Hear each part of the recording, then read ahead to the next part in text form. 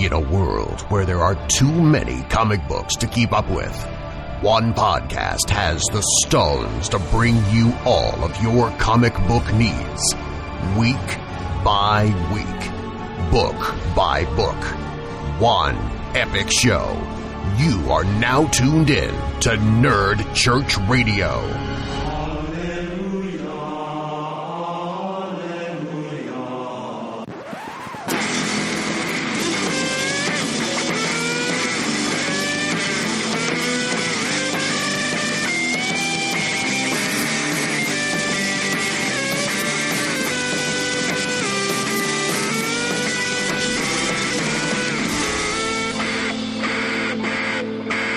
Hello and welcome to NCR DC Communion episode. Ben's irresponsible. I don't know. I forgot what episode this is again. Do you guys know?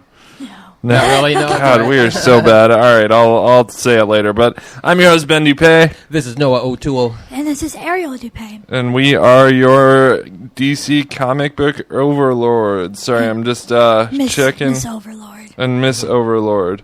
So this is DC Communion episode 14. One of these days I'm gonna get that. I'm gonna remember it. It's gonna be awesome. So I'll remember this. Yeah? Yeah. Okay, cool. So we are we're hot off the Comic-Con thing. I've been watching updates from San Diego Comic-Con. It's been pretty sweet. Yep. I know, Noah, you've been working, so you probably haven't been I've been reading some of the movie release schedule is what piqued my interest the most. I was dying to see what. And there were definitely some surprises up in there. Yeah. So let's jump right in, because I feel like we got some books to cover, and this is going to take up the majority of our news segment. So we'll just do cold open right into the news. So what were you surprised by from Comic-Con? My biggest surprisement and disappointment are the same, and that there was no Gotham City Sirens news. Yeah. Yeah, But instead, there were other things that are okay, but not as good, like the Joker and Harley Quinn versus Harley Quinn, or Harley Quinn versus the Joker, whichever way they phrased it. That wasn't announced. That's a rumor so far. But Jeff Johns came out and he said, we have not announced a slate yet because we're not ready to announce a slate yet, and we're not going to just announce a bunch of movies just for the sake of announcing them. We want to wait until we're ready to do it. So I respect that. Well, what was Suicide Squad 2 then? He showed some titles. He just doesn't want to say dates for them. Oh, he did show titles? Yeah, I thought Flashpoint title. I thought all those were at least... Yeah, so Flashpoint, I know for sure. And I thought the Joker Harley Quinn Joker and Harley were for sure thing, but I could be wrong. There were so many rumors coming out that it's hard to... And it's annoying because a lot of people post things that are like, this is rumored, right. And it's like, man, I wish you would only post things that are like, a sure thing. So yeah, look into that, Ariel. We'll find out. But Flashpoint movie. That's definitely a huge surprise. I still haven't decided where I land on that. I feel like it's probably the best idea they could do. I feel like they've made some mistakes. Oh. Sorry about that, guys. We are professionaling it up today. So, I feel like... I don't even remember what I was saying. Well, I can jump in.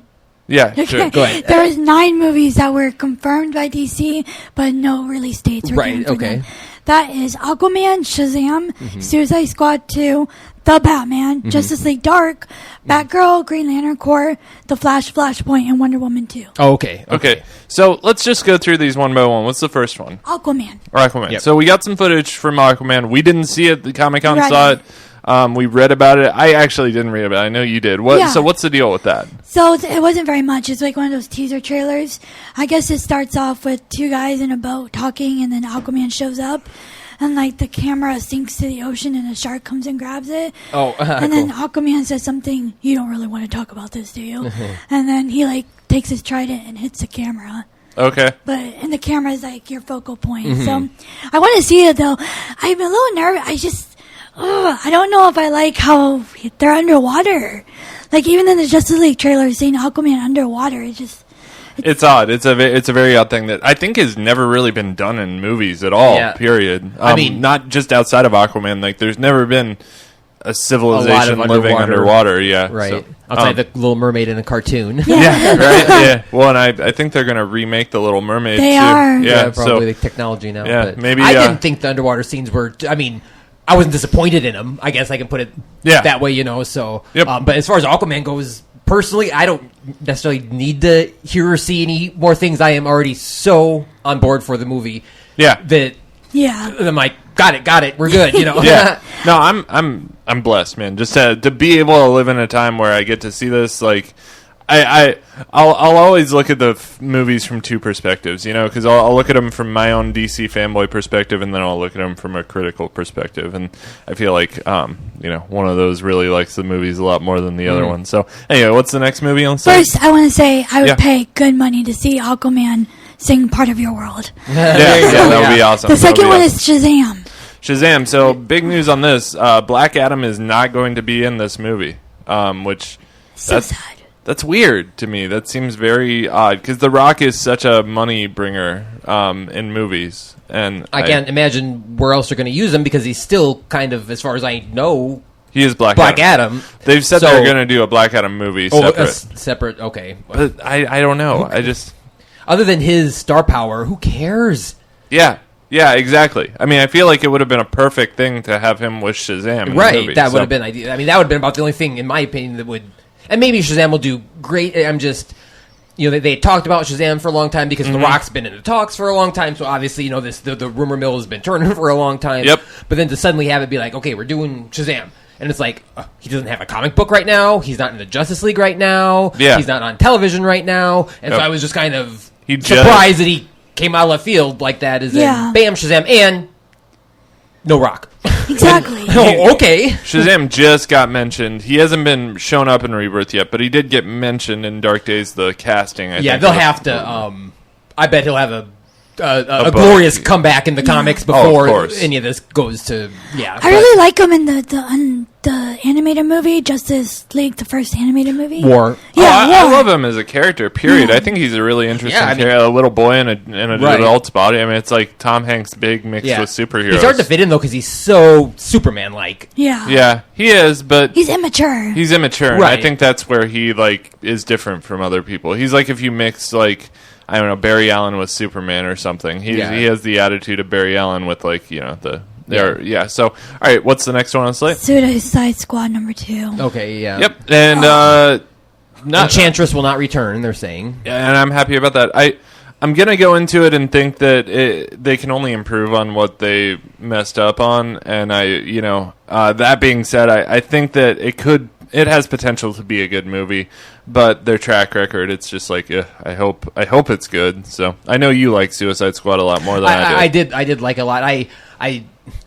I kind of fear that Will Smith is the reason they're going with Suicide Squad 2 rather than Gotham City Sirens. Not that they won't go through with Gotham City Sirens, but I don't know. I think Batgirl will be, and Batgirl will also. For Gotham City. I kind of wondered that too. But that'll be interesting. I'm curious to see who they'll go up against. I hope it's the Joker, or at least not somebody on their own team, because it'd be cool if they went against the Justice League. It's really too bad that they killed Zod off, because I feel like that was such a cool thing in the Suicide Squad comic when they went up against Zod. So I think that would be so cool if they found a way to bring him back. But what's the next movie? The Batman. The Batman. Yeah. Not much to say about this. There have been rumors that Ben Affleck is going to not be Batman anymore. I say that's the big thing, is that he's going to be ushered out gracefully, is almost, I think, verbatim what I read. But that kills me, because right when I'm finally starting to accept and like him as Batman, he's done with it. And it's like, this is why I didn't like you in the first place. So, a couple things on this. First thing is he issued a statement that basically said nothing. He just said, I'm so effing lucky to play this character, and I'm so grateful to play this character. He responded to the rumors, but he didn't really respond. He didn't say, I'm not being ushered out or anything. So, I mean, his statement really doesn't. It's nothing. He just wanted to say, I'm happy to play Batman. So, also, I think it was a really dumb idea to go with the Frank Miller coming out of retirement Batman when you're starting a shared universe. I feel like that is a Batman at the end of his career, and you're starting something that's supposed to be at the beginning of a shared universe. So it's like, it just doesn't really jive. That's definitely true. The only thing I've got to say is that it's almost literally the only Batman that hasn't been done yet. Yeah. And so I can see, but at the same time, out of all the times to go with a Batman that's never been done yet, you don't want to do that right when you're creating, you know. I mean, that would have been cool in the Christopher Nolan movies to go with that, because that was a finite 3-film thing. Yeah, I agree, yeah. I think it'd be cool to see Nightwing as Batman in the universe. Like, and I would accept that. Yeah. I mean, I as would a fan, I would be okay with that, because it's happened, and I could see that natural evolution. I could too. So what next? Justice League Dark, which is surprising. Yay. Yep. It's surprising, but it's not, because like this been talked about a lot. It's no surprise that movie's been in development forever. Guillermo del Toro was supposed to be buying it back in the day when the original rumor started, but he's not anymore, right? Which sucks, because that would be perfect. He would have been way cool for it. And the animated movie, recently came out and was successful as I believe it was the first R-rated. I wasn't a fan of cartoon, the animated movie. I definitely liked it. Yeah, I love most of those characters. I mean, Zatanna's of course one of my favorites. I love Dead Man. And actually, I get a kick out of Constantine. I like to dislike him. It's just kind of his nature. But I think he's a great side character. I don't ever want to. He's made the focus a lot because he's Constantine the Hellblazer or Hellraiser or whatever his moniker is. I never read books where he's the star. I always like him as a side character, but he doesn't interest me enough to have him be a main player. So, or like an A-string like lead, I guess. Let's start a petition to bring Keanu Reeves back as him. Oh God, I don't know about that either. Actually, that movie was pretty good though. For what but it was, what it's worth, it was just not like what Catwoman the movie was. Not quite that bad. Yeah, I mean, he smoked, and it just, and they even mentioned Batman and Robin in the movie, but it was very much like outside of the comic universe, and you could tell. But they took a lot of liberties, I think, is how they.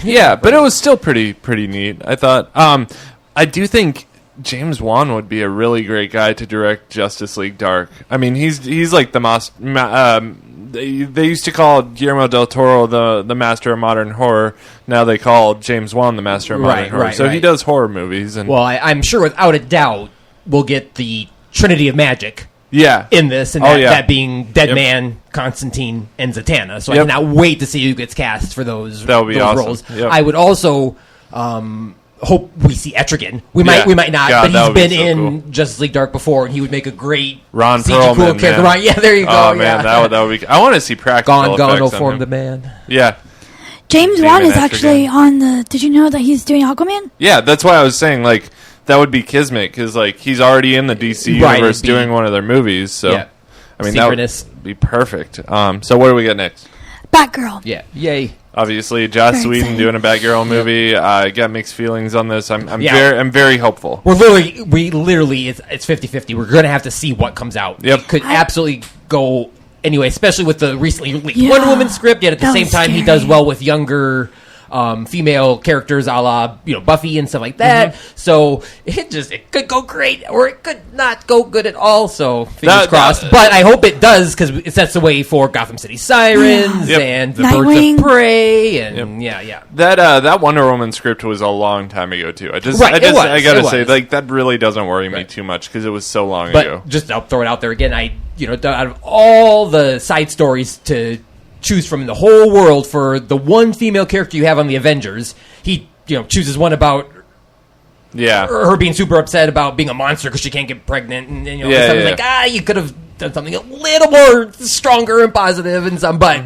the choices. So and you gotta wonder if that. I mean, I wonder who wrote Avengers 2. Like, if that was him or if that was. I know he directed, but thought he kind of was at least responsible kind of for that. Was he? At least okay. According to the internet, at least he certainly suffered a lot of backlash. Yeah, on a lot of different things over the years, but cool. So, the next movie is Green Lantern Corps. Yep, and not much to say about this other than And I guess this is a good time to talk about the Justice League trailer. They brought up the lanterns in the Justice League trailer. Steppenwolf said no lanterns, no Kryptonians. So Steppenwolf is kind of acknowledging at that point that they haven't really struck this universe in the past because there's been a lantern there and because there's been a Kryptonian protecting the world there. So you got to think Hal was around before Superman. Then something happened where Hal got called back into space or died or something. Maybe. My first thought goes to the fact that it could have been Abin Sur. Abin Sur, yeah, it very well could have been Abin Sur, the protector of Earth. And obviously he suffered a fatal accident. Yeah. And then, they left Earth without a protector for a while, I guess, until the ring. I totally agree. Yeah. So, that's my thought. But it could, who knows? Yeah. But they did say that it's going to be the Green Lantern Corps, and we're going to focus on Hal Jordan and Jon Stewart. Mm-hmm. I was going to say, I think Jon Stewart's going to play a big part. Yeah, he better. I mean, he's... Yeah. Well, it's going to be buddy cop. Buddy cop thing, right. Yep. Do you think we'll see Guy and Kyle ever, or probably not? I honestly hope so, but... Oh, Guy and Kyle? Yeah, I think so. I think so. We might get... I don't know. A glimpse of them or something, but maybe it could add to the confusion also, so who knows? It's a very unpredictable movie because they really want to do something different from what they did the first time, so they're going to separate themselves somehow. Right. You just don't know how, and there's so many directions you could go. That could be its own cinematic universe all in itself. It's huge. So, on my personal note, I hope Carol Ferris is in it, and I hope I do too. Do it right. Yeah. That would be amazing. Yeah. So what next? The Flashpoint. There we go. I think this is smart. Go ahead. This seems way too early to do a Flashpoint. That's what a lot of people are saying. Ridiculous. I think DC and Warner Brothers has made a lot of mistakes in the first part of their cinematic universe, and I feel like Jeff Johns is stepping in, trying to fix things, maybe. And he helmed Flashpoint in the comics. Mm-hmm. I feel like this is the smartest way to rewrite some of those errors. The thing is that Flashpoint is and was super successful. Yeah, and it's one of the most favorite fan storylines ever. So this is definitely a step in the right direction of appeasing the fans that always complain that they're not doing what they want or whatever. I'm just still in my mind trying to picture the actors that we know playing, Gal Gadot as Wonder Woman and Henry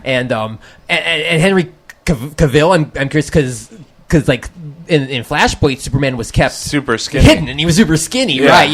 And we're gonna have Gal playing, a bloodthirsty Amazon cutting off Amber or Henry Cavill is going to be on the diet that Christian Bale was on when he played the machinist, where he ate an apple a day forever. Yeah, exactly. But it's just going to be so bizarre seeing these newly established actors playing Thomas and Martha Wayne. That would be cool. I hope to God that they have the same, that they have the gal the from the Maggie. Maggie. I mean, unlike the Flashpoint in the Flash TV show, we are set up now to have the Flash be this could be a legitimate Flashpoint where you have Batman and Wonder Woman and Superman. I mean, you could have all of them. They're all there. You could do a legitimate Flashpoint story, and in that, you could right a lot of the wrongs. I mean, you could completely recast Batman. You could completely recast Superman, Aquaman. I hope all that doesn't come out of it. I hope. Now you have me worried. But I don't know. There's just been a lot of concerns I've heard from different movie podcasts that have said directors are concerned that the guy playing Aquaman, I forget his name, Jason Momoa, that he doesn't have the chops to to lead a film. They're saying that? Yeah. Oh my God. I find that hard. Not me. I mean, he's been in a couple B things after Game of Thrones and whatnot, but he's really likable. He's likable and amazing. I think Aquaman is going to blow it out of the water like Wonder Woman did, and everybody's going to be like, man, the two characters that got kind of ha-ha'd the most are the biggest blockbusters in DC cinematic history. You got to understand, these aren't my concerns. Right. This is like the scuttlebutt or so, or whatever. So, no, they're just saying he's just a lot of people have said he's just the beer drinking, hell yeah, rock star kind of guy, and it's very one dimensional. He can't be anything else. And that's what worries directors and stuff. So but that's because we haven't seen too much of him. He hasn't had opportunity or time to be fully developed. Well, in Game of Thrones, he doesn't speak English, so it's exactly. there's not been a lot of like super dimensional acting on his part. I mean, like he looks the part, right? But like we just haven't seen him do a lot of like really like deep parts. Yeah. So, but I will say you don't, unless you're Ed Sheeran, get cast on Game of Thrones unless you can act completely natural and completely blend in with your co-workers and teammates and things. So it gives me a little encouragement that he'll be able to hold his own in response. But I got nothing but optimism. Exactly. I'm excited for it all. Some people are saying they didn't like the Justice League trailer. I personally liked it. I smiled the whole time. I like it, man. Surprised by it's the fun. action and I thought there's too many settings. There's a lot of action. I don't know. I feel like it's going to have to be a really long movie. And maybe I'm just so familiar and like all the characters so much. Yeah. And that's what sways me to the super excited side or whatever. But just exactly. But just that trailer showed really, I felt highlighted a lot of each one of them, and it has me optimistic that each one will get their due share and respect on the screen and have an awesome team. Like when you first saw the Avengers together. I agree. I very much agree. To me, the Flashpoint is like if they would have done Civil War right after the first slate of movies. Yeah, but I don't know, but it is a Flash story. It's going to be a Flash story. The biggest thing, I know we're trying to wrap up, but the biggest thing I got to say on that one quick, though, is that, in my opinion, though, the worst thing about that is how it's going to have to end. Yeah. Or else all other canon from movies going forward might not matter. You know what I mean? I mean, the history has to be set back so that Wonder Woman 2 can happen, and so that the Batman 2 can happen. So we don't know the Superman order 2 can happen. I mean, that's what I'm saying. They could selectively change reality, and they could. I mean, that's what I'm saying. They could use it as a way to selectively change certain things that people don't like about the movies. People really aren't huge fans of Henry Cavill, and that, say what you will, some people say he hasn't been given enough to work with, and he hasn't really been given many speaking parts. Some people just think that he's not the right Blue Boy Scout to have playing Superman. He's not genuine enough. I like him. I think he wasn't the best casting. He's no Christopher Reeves, but So I think they could use this to rewrite a lot of the wrongs. I think his story was written poorly to highlight the qualities that Superman needed. I'd say, and that's the same way I feel about Lois Lane too. Mm-hmm. I feel like she should have been given more too. Yep. So we are 20 minutes in and we haven't talked about comics yet, and we got a lot to cover today. So I am going to move things on.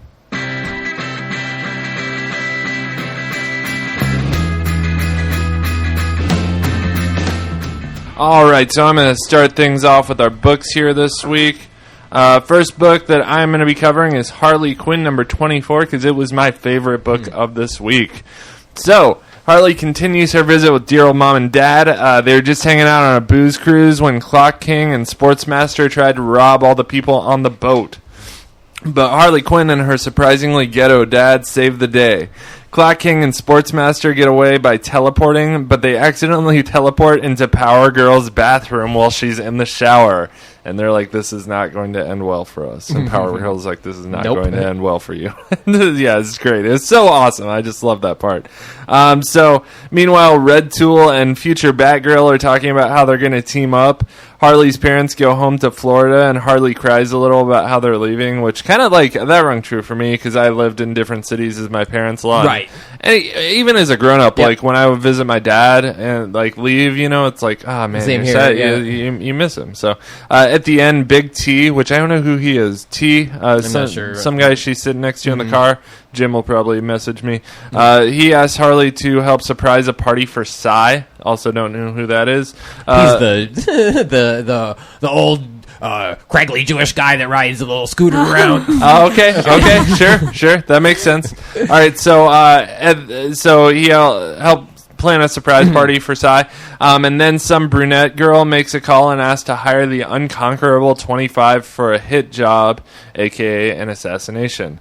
We don't know on who yet. So That was it. I really enjoyed it. I don't know who the Unconquerable 25 is. I tried to look them up, and there was no information out there at all on them. So I got to assume it's some kind of I'm guessing they're new. They're new to it. I mean, to me, the first thing I thought was a take on Kill Bill and the Crazy 88. Oh yeah, but I could just be pulling that out of the yeah, that's true. That very well could be. That I could see them doing that. So we do have a rating system here where we like to rate our comics. I will play that rating system so you know what we're talking about. If a comic book is bad, we rate it as blasphemy. If the book is good, we give our blessing. If the book is not bad, not good, but just kind of meh, we rate it as stuck in purgatory. If the book is great, we rate it as holy. And if a comic book exceeds all standards of awesomeness, we rate that book as salvation. Straight up holy on this one, though. Loved it. I don't know, man. The jokes, that Harley Quinn was about to get like the Sportsmaster or Clock King, one of the two. I think it was Sportsmaster, threw a fishing net on her, and it sucked into a hockey puck, and it was going to chop her into a bunch of little pieces. And just all the jokes she was saying about how she feels like a waffle and stuff. Yeah. Like, I don't know. That stuff was funny. The stuff with Power Girl was priceless. It just made me laugh so hard. And like, I don't know, man. This book, I'm slowly falling in love with it just because of how silly and fun it is. So, what would you think, Noah? I gave it a holy also. Amanda Conner does a great job writing Power Girl. She wrote Power Girl's solo series years ago, and it was just a highlight. So I was super glad just to see Power Girl in Rebirth, because she hasn't really been around since the New 52. As far as I knew, she was in Earth 2 right now. Wasn't she in Deathstroke? That's the new Power Girl. That was her assistant that got her. They got some powers and took the moniker Power Girl. And the actual Power Girl, who's actually the Supergirl from Earth 2, last I knew is back on Earth 2, and we just haven't seen the blonde Power Girl with the boob window. So, and I just love her. She's one of my favorite characters just because she's so funny and out there as well. And so it was nice to see her pop up. So, yep. Did you know a girl invented that outfit, too? I'm not surprised. It gets a lot of flack, but I thought for sure a guy invented that because it's straight up like a boob window, right? So, all right, what would you think? I'm sure a guy helped endow her a little bit. Yeah, maybe. Yeah. I actually gave this one a holy. I've been kind of sick of Harley, but this was really funny when the two guys are tying her up. And the guy's like, "Oh, this is a little harsh." And he's like, "We're super villains." It was cute. Suck it up, man. I liked it. Yeah, it was super fun. So, awesome. Well, we will move things on to Trinity Number 11. All right. We got the story and art by Francis Manapul, Scott Hanna, and Scott Godleski also assisted on the art. This is a conclusion of Dead Space. Previously, what's happened is that the Watchtower has been infected by an alien virus. Another alien android claims that the only way to save Earth is to destroy the Watchtower and the infected Justice League members along with it. But of course, Superman, Batman, and Wonder Woman refuse to do that and are determined to find another way. Well, the alien virus takes over Wonder Woman, and her lasso of truth shows her the nature of the virus and the android that claims to want to help. She discovers that the alien virus lived a peaceful and harmonious life on their planet, dancing in an endless cycle of life and death, constant rebirth. Life on the android's planet, however, had come to a standstill. They amassed all the knowledge they could and subjugated the so-called alien, quote-unquote, virus to help his species continue their quest for the wisdom of the universe. So while Wonder Woman's discovering all of that, meanwhile, Batman grabs the unconscious and dismembered cyborg and wisely evacuates the Watchtower in an escape pod. Kind of a Weekend at Bernie's situation going on here. Just carrying the body a dead body. It cracks me up. Yep. Meanwhile, Superman is single-handedly trying to stop the Watchtower from wiping out a section of Earth as it begins to plummet out of orbit. That Watchtower just can't stop falling to Earth, man. It's just going every time. book. On the plus side, the heat of re-entry has freed the Green Lanterns from the virus's influence, but on the negative side, they are unconscious and unable to help stop the giant structure from causing mass casualties on Earth. But the Hail Mary comes just as Superman begins to wonder if all is lost. The ultimate wonder herself, Wonder Woman, joins the effort and to help stop the Watchtower, and Batman is not far behind in his escape pod. They spot a LexCorp building, of all places, which were built to withstand, Superman. Pretty much anything, yep. So Wonder Woman and Superman's strength combined were enough to stop the Watchtower from completely destroying Mumbai. And Lex Luthor's just like, I'll bill you. Great, right, yeah. I'll bill you for it. The rest of the League regains consciousness and helps stabilize the Watchtower, saving the day. Nice. And next up, exciting, we have Constantine, Zatanna, and Deadman. Oh my! Yep. So what'd you think? So, I have to say that this ended way better than it began. Yep. I'll give it that. It's still, all in all, a story about the Justice League fighting aliens, which, so tired of it. Kind of Brian Hitch type stuff. Yep, exactly. Exactly the same thing. But... and especially when they have such better stories to tell, like, the Trinity of Dark and the Trinity of Magic, and, just this whole Trinity thing. I mean, that's the freaking name of the book. Go with that theme. What are you doing? But, so I gave it a blessing. It was a good ending to, what started out as kind of a repetitive story. Yep. And, I'm super looking forward to next issue. Yeah, I am too. I'm with you. What would you rate it, Ariel? I give it a blessing too. Every time Batman spoke, I was like, who is this imposter? Because the Batman would never speak like that.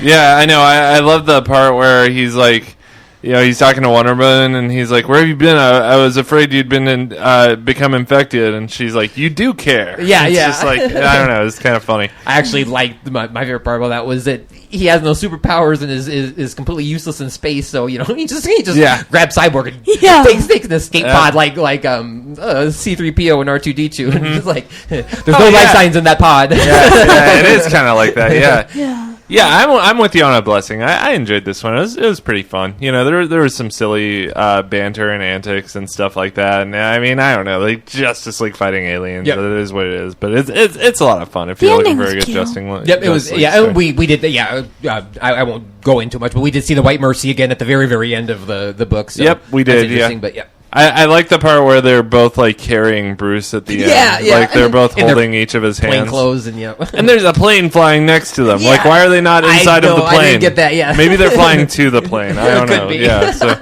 just makes for a good splash page, I guess. So. All right, that's cool. We'll move things on to our next book, which is Aquaman number 26. Written by Dan Abnett and artist Steven Zajic. So, Dolphin and Aquaman find themselves fleeing from Rath's soldiers. With no choice left, they have to fight their way out. In one of my favorite pages ever drawn, Aquaman uses his telepath to encourage a great white shark to help them out. And Dolphin claims their luminescence. Oh my god! Yeah. I practiced using this word. Oh really? Oh my god! Causing the soldiers around her to go into a state of shock. But there are still plenty of the Dive members left on their tail. Just when all is lost and death is imminent, a shudder hits Atlantis as Mira attacks to get back her man. I for some reason, man, these frames of her just going nuts. So awesome. It brings back Justice League of last. Yeah. Last month where she was just unleashing the hell on that. Yeah. Those guys are like, you go. Yeah. They're like, she can't break through this, can she? And they're like, no, nothing on Earth can do this. And she's just like, well, she's not from Earth exactly. Yes, I feel like she might. So. Using every ounce of her abilities, Mira is hurling the weight of the ocean against Atlantis' thorny barrier. Wrath and his servants comfortably assume that the crown of thorns will protect them. She should be called Wrath, man. She should, even against Mira's might. However, they do worry what has caused their rage to show itself now after weeks has passed. Let me mention, I still get really annoyed about that. Right. Like, it's a ghost of Aquaman because he's only been gone for 3 weeks. Right. So stupid. Why? Wait, what now? What? They act like Aquaman's like this legend myth. They act like he's been gone for decades. Yeah, exactly. I guess that makes sense. Right. Okay, yeah. Like maybe Mira's mad because he took her man 3 weeks ago. Right, that's a long time, man, yeah. Volko is under intense questioning about him and his co-conspirators. He's the one that got the information that Aquaman was still alive to Mira. Yep. I actually said that in my thing. But the real traitors are the ones that turned against King Arthur in the first place. Meanwhile, Arthur and Dolphin are trying to decide their next moves, which is kind of hard to do with the mute girl. Eventually, Dolphin takes Arthur to a sanctuary filled with mutated outcasts who aren't so sure about Dolphin's new friend. Volko isn't the only one who still has Arthur's back.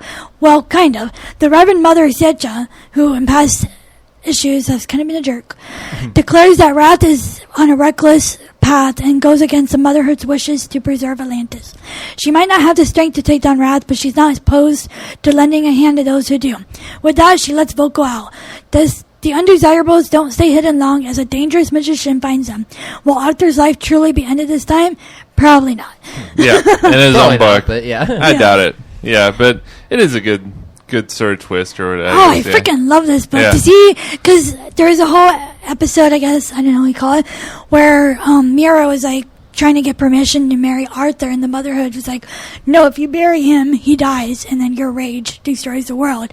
So it's kind of cool to see them come back and be not really good guys, but just a little better. Yeah, yeah. And I love this book. I love exploring Atlantis, like the deep dark corners of Atlantis. Yep. It's something I've never gotten before that I know of. And like that shark I talk about all the time. Aquaman controls sharks. Like, right. Do you not understand how epic that is? Yeah, no, it is cool. It is. I like the frame of him using his telepathic powers and then the shark showing up. That's a cool frame. And then when Dolphin does that thing, that's so cool. Yeah, I like Dolphin as a character. Yeah, I don't know much about her yet, but like I think she's an interesting, like she's a mutant, and I really like the mutant thing they're pulling with this, where it's almost like a parallel to like civil rights type things, where like, I mean, this Wrath guy is like Hitler. It's almost like a caste system. Yeah, exactly. I mean, he's acting like Hitler. He's like, they aren't clean, they're not pure like us Atlanteans, so they need to be cast away. You know, it's just and like shove them in like the dirtiest, darkest place on Atlantis. Seriously. I mean, it's like straight up like some of the stuff that X-Men did like back in the day with the civil rights movement. So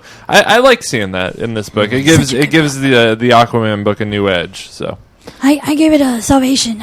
Oh my god, it's so amazing to me. The art by itself is like, I feel like I'm in a whole new world. Yep. Yeah, it is very beautiful art. What would you rate this one? Salvation. I just cannot get enough of this current Aquaman that's going on right now, that decision of having him fall from the throne and grow a beard, even if it's been 3 weeks. I mean, I can grow a pretty decent beard in 3 weeks. So, I mean, that part I can, I know, right? I can see like ZZ Top, but anyway, yeah. So and as a 90s comic reader, the bearded Aquaman and Dolphin are like two of my favorite things. All he needs is a hook, which actually I hope doesn't happen, but yeah, I know, right? And then just to see maybe like a mechanical hand. There we go. That would be cool. Yeah. And just to see Mira just unleash, and I love all that it ties back to. It still keeps some continuity because she was deputized as a Red Lantern in the Blackest Night because of her rage, because of everything that's gone wrong in her life, and it's made her very mad. And you would be too if all that happened to you. So totally. I just more. I can't wait till she gets in there, man. Yeah. I'm gonna do a salvation on this one too. Yay! Wow, is this the first time we've had a three-way triple salvation? I like it. Yeah, very good. So.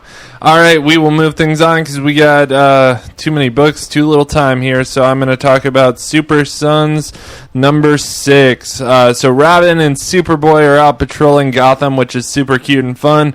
They do things like stopping jaywalkers and help change people's flat tires and saving dogs and cats and just all that superhero stuff. So the Teen Titans show up and Robin sends Superboy home for the night, much to Superboy's chagrin.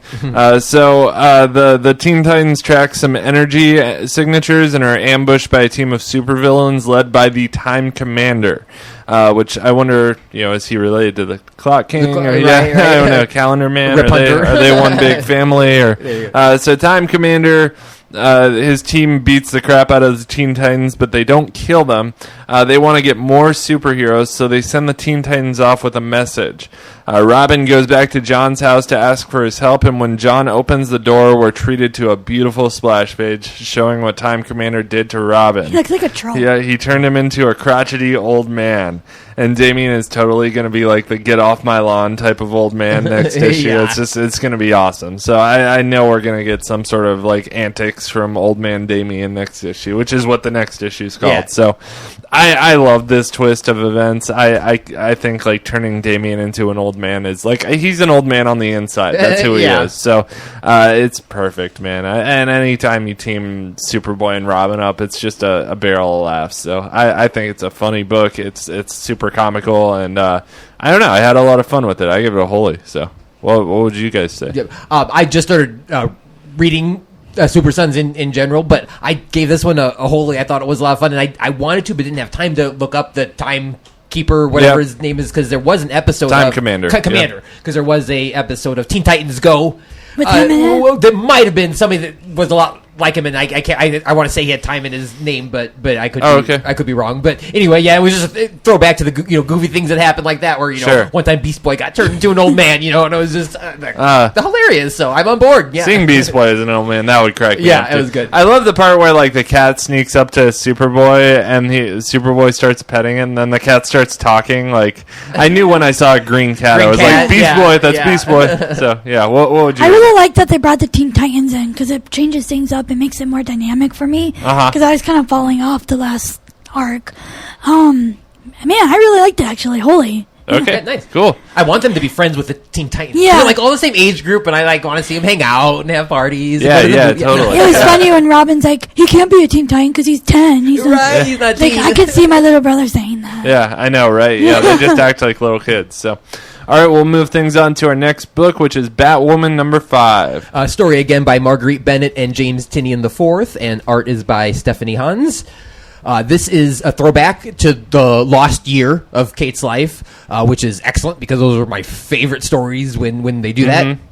Oh, so this is still going on with the island and stuff like that? Coriana? Yes, but it's a throwback. Okay. Because essentially what's been going on generally, Batwoman, was in the military academy, West Point, I think it was. She's got a really strict military dad. Okay. And, she liked to make... I think they even phrased it this way in the book. She liked to make love, not war.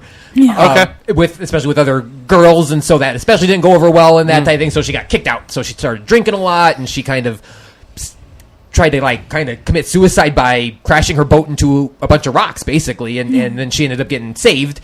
And this is the lost year of her life. And they throw back to this every once in a while. This is an issue where it's all throwback to it. So we don't get anything going forward with the current plot. We get to see more exposition behind Batwoman and Sophia. Cool. So it was actually really good as far as that goes, because as Kate's wounds from the shipwreck begin to heal and her affection for Sophia begins to grow, the feelings clearly mutual, and Tahani, who kind of had feelings for Sophia ahead of time, is not so pleased by this new relationship and is feeling jealous. She leaves a bottle of alcohol in Kate's room in an attempt to coax her off the wagon. And that didn't go well with Sophia. She kicked her out, and this shows us why now Tahani who's also the assassin known as Knife. Oh, okay. Has been trying to kill Batwoman this whole time. And it's all making a lot more sense. Right, exactly. Unfortunately, they have the two different names, Tahani and Knife, and so I can see that getting confusing. But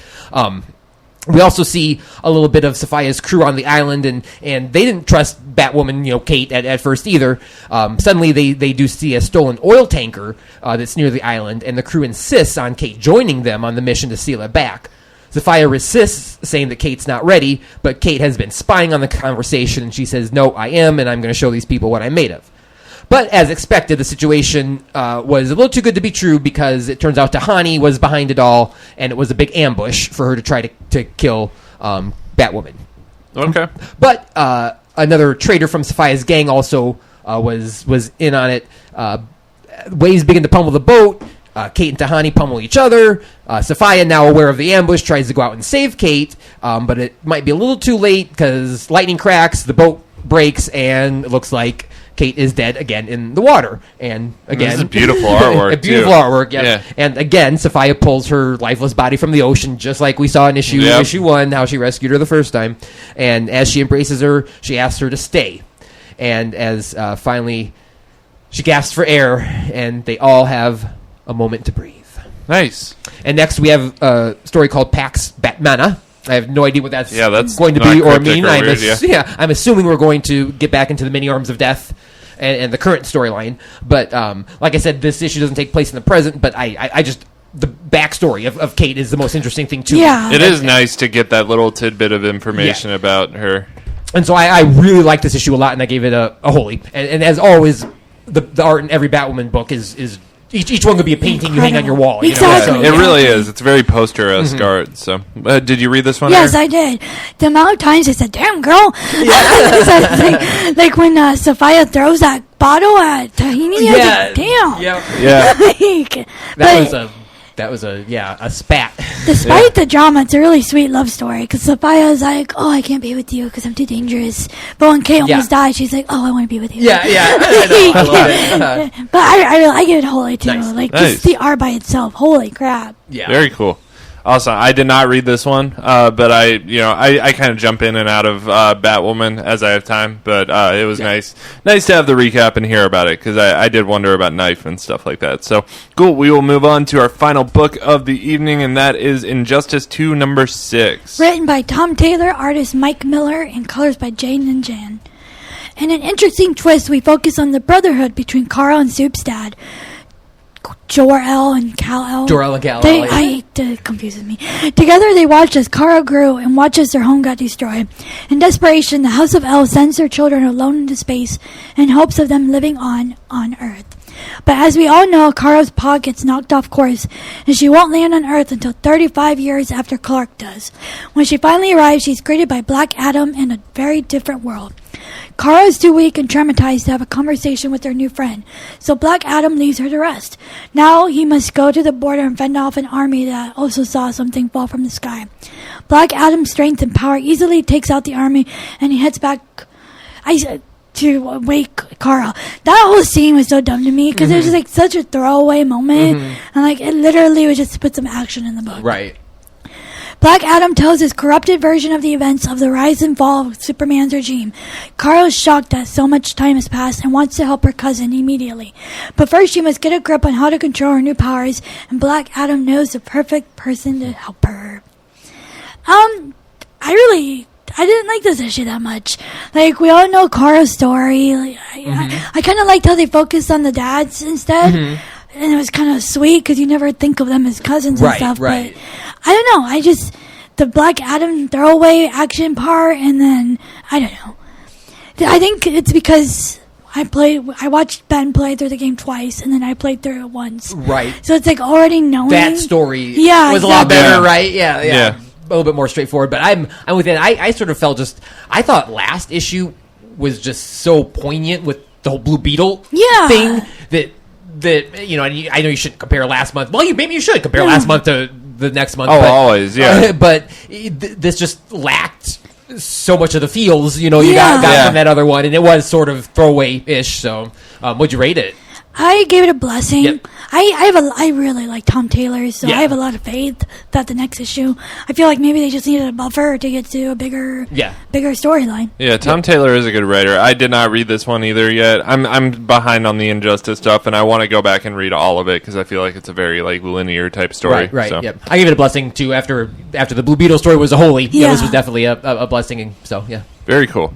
Awesome. Well, that's all we got for you guys this week. We are going to move on and record DC Mass here in a second, but if you want to find us, you can do so on social media at Nerd Church Radio, everywhere, Facebook, Twitter, Instagram, all that stuff. If you want to find me anywhere, I'm on Twitter at IndieComicBen. We do really want iTunes reviews, so if you guys want to give us iTunes reviews, we would really appreciate that. We're trying to get up there in the 30s right now. We're at 26, so we always appreciate that love and support. And yeah, that's all I got. Where can we find you, Noah? You can find me on just about any social media site at Noah O'Toole. And Ariel. I lost my Twitter password, so if you want to get a hold of me, Ariel.Dupay@yahoo.com. Okay. All right, for this week at least. Yeah. And email questions, comments, anything to us at nerdchurchradio@gmail.com. And that's all we got for you guys. Have a good week. Later. Bye.